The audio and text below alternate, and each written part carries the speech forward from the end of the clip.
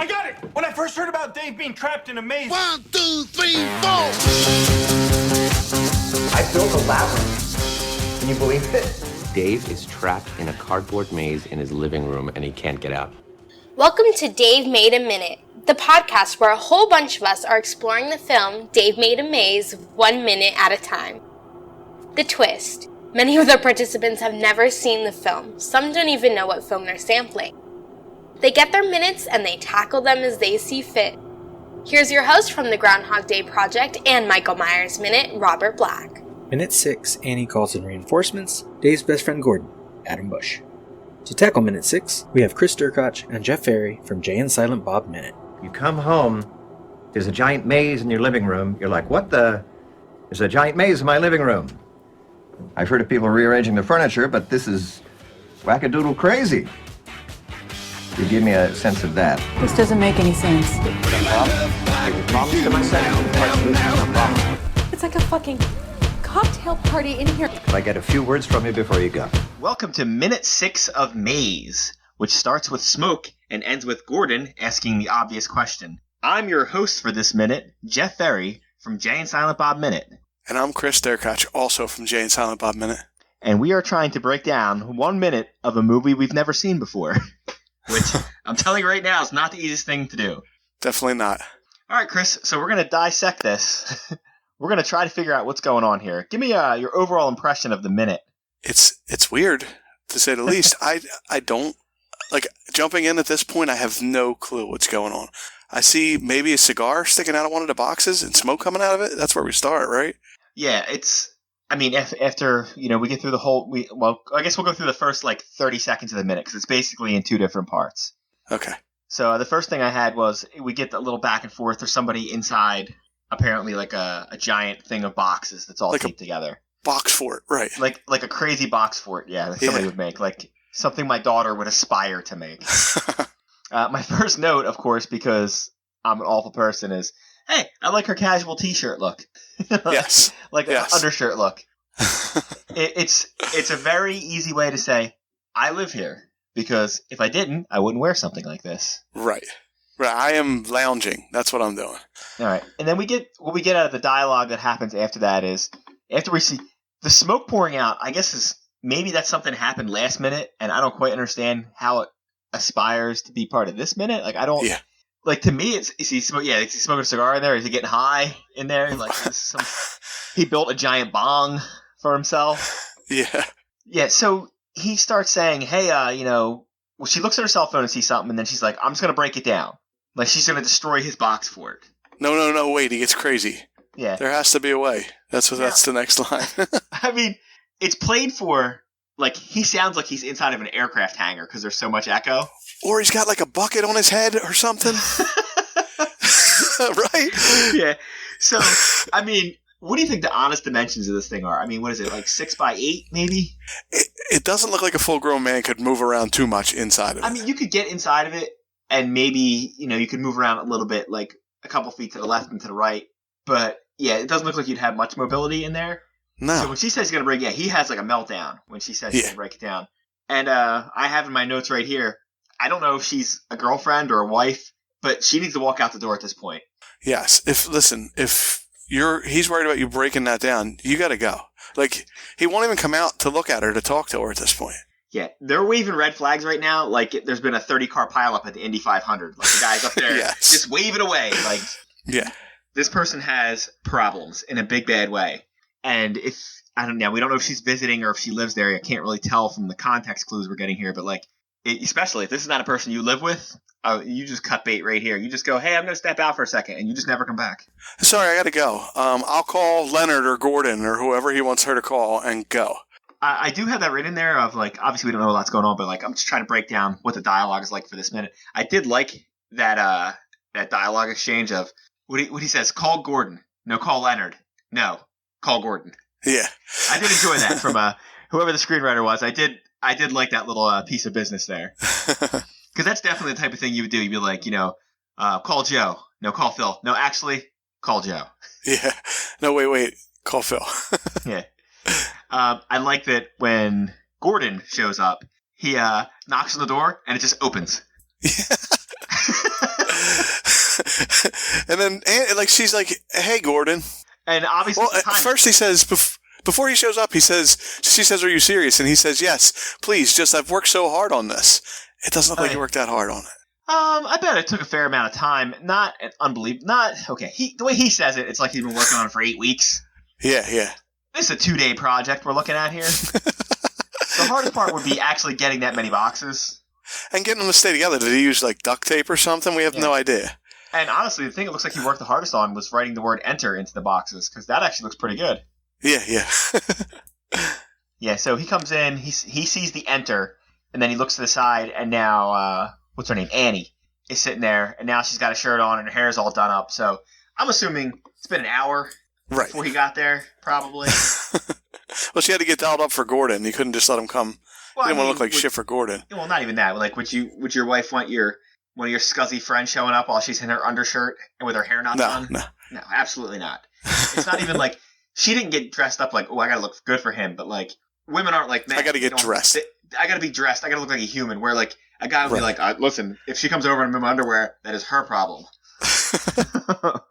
What's going on with Gordon? Like, he's got like Jerry Springer glasses on, and is it a superhero on his shirt?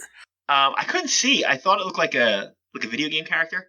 Maybe. I gotta say this before I forget. I don't know if you're familiar with this guy or if you watch the show Love on Netflix, but this guy was giving me major Paul Rust feelings. He reminds me a lot of that guy. You may not know who it is. A show, Love? Yeah, it's a show called Love. It's on Netflix. I never saw it. He's a comedian or a comedic actor, and he's also been on Star Wars Minute. Oh, really? Yeah. And but it's not him. It's not him, but he looks a little like him, but he sounds and acts like him, especially his first couple lines of dialogue when he's talking about his beard. That's a weird exchange there too. It's a weird exchange, but it is definitely the dumbass exchange you would have with your friends. It feels like a buddy chat there. Yeah. Where's that beard at? The beard's on my face. And with the corresponding side glance from the girlfriend of like, oh dear God. Oh fuck! I gotta go through this again. Oh, I'm not sure if we're allowed to curse. We'll beep that just in case. Yeah. That she's like again, like they're still doing their thing, and she starts cleaning up, which is. I don't know what her relationship is like with Gordon here, but she's kind of like, oh dear God. Like, yeah. So he said, did Andy explain? And he's like, yeah. What was that explanation like? So he's climbed inside of a giant cardboard box and he won't come out. Before he asks that, the Dave that's in the boxes says, sorry, I didn't call. And Gordon says, okay, I thought you were dead in the closet with a bag over your head.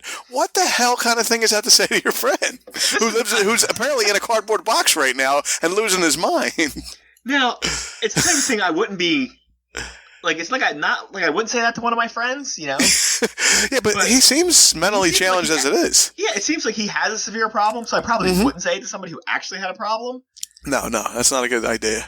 Yeah, I mean, I often accuse my friends of, doing horrible things or, like, going to kill themselves, but I wouldn't say that to them if I actually thought they were going to do that. It was possible, right.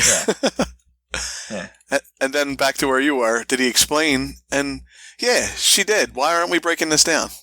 Yeah. Gordon doesn't even know why we're not breaking this down. Yeah, so the last thing he says is, why aren't we breaking this down? And we get about that far, but we obviously, he's going to say, why aren't we breaking this down?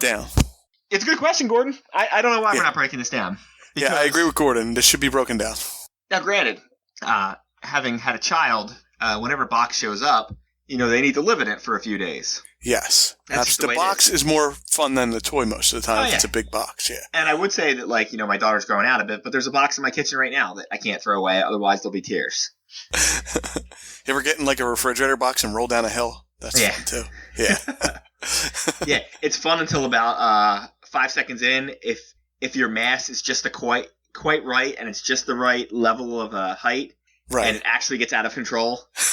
Or you got two idiot friends who say, let's all get in the box together. Then everybody's bashing heads together and shit. Yeah. You get down to the bottom and you're like, I'm missing 3 teeth. Oh, here they are in my head. They're in my scalp. Don't worry. I'll be fine. Nobody's concerned about you. I'm concerned about me. Yeah. All right. So we've kind of walked through the minute. So we'll go with the bigger question here. This is 6 minutes into a movie we have not seen. And we both are not familiar with. We didn't look up any information on it. The only information we had access to was we knew the people's names. Right. I don't even know the actors' names. I knew the character names. Yeah, Dave, Annie, and Gordon so far. Yeah, but it's like I didn't know. I mean, aside from that, it's called a maze, so I assume that thing he has is supposed to be a maze. Doesn't look like a maze. It just looks like a giant cardboard box that somebody's inside of. Don't forget, we're only 10 minutes in. Maybe he's going to keep building, or 6 minutes in. Maybe he's going to keep building on this thing. All right. Well, I mean, we have another minute coming up, probably like 5 minutes from now. So maybe between now and then, something will happen that'll really help us bridge that we the won't gap. know about when we get to minute 10. So. Yeah. So what really interests me is that we do have minute 6. So there's only been 5 minutes before this of setup. Right. There's only 5 so whatever minutes this movie is, I'll give them this. They do not dilly-dally around, apparently, because there's a man inside of a cardboard box inside of 5 minutes, apparently. No, they got right to the meat of this. They didn't play around at all. So I'll give them that, whatever, because this is what I would consider like a high concept idea. Like you're like, hey, we're gonna do a movie about a guy in a box. Okay, well, you better have some other entertaining stuff going on, and you certainly better not pull a Mallrats and take 30 minutes to get there. So no, they definitely not. For brevity, they're there in 5 minutes. I'm wondering if you even see Dave. Like, does Dave start out in the box? I don't know. Yeah, is he in the box from like the jump? Is he a disembodied voice the whole time up to here? I don't know. I guess we'll have to find out. I mean, I don't know how deep we're going to have. I think we have 3 minutes. I don't know how deep into the minutes our last one is, but we'll have to see if the guy's still in the box. I believe that the third one is number 65. Ooh, it's deep in the movie. Yeah. So, I'll go over high points, and I guess we'll do some quick high points and low points in a minute. High point is I like that one line of dialogue. I did like Gordon's entrance. I thought that was pretty creative. Yeah. It was funny without being too over the top. Like the door doesn't blast open when he comes in, but it just knocks, and apropos of nothing, it just opens. It's just open, like it's haunted, like a ghost. If you're doing like a surreal type thing like this is, you got to have weird stuff like that going on. Yeah. To keep me invested, but they're doing it right. Like the character's playing it straight, but weird stuff is happening. So I'm on board with that. I didn't really have any problem with anything at this minute, except for the obvious of like, why are we ripping this apart? It made me feel like it was a comedy. I'm not positive it's a comedy. The way his voice is really weird to me. Like he really sounds like he's deep in somewhere. It doesn't sound like he's in a cardboard box. Yeah, I like that. They're really playing with that. If they're making it sound like it's so, like I said, like literally, he's in a 30,000 square foot hangar, even though his voice shouldn't be really distorted at all. You know what I started to think of? When Poltergeist, when she's in the TV, kind of sounded like that a little bit. Like, Carolyn! Well, I mean, maybe he'll have that lady show up. Zelda Rubinstein can show up and clear the house. Oh, yeah, that's right. I made that pull, buddy. I am impressed. Oh. Wow. I couldn't tell you the kid's name. You're pulling the little short Carol Ann lady. Yeah. That's all right. Well, I think with that, I'm going to say that this minute is clear. And then I could probably disarm all the traps. And then we could finish this maze. Who is with me?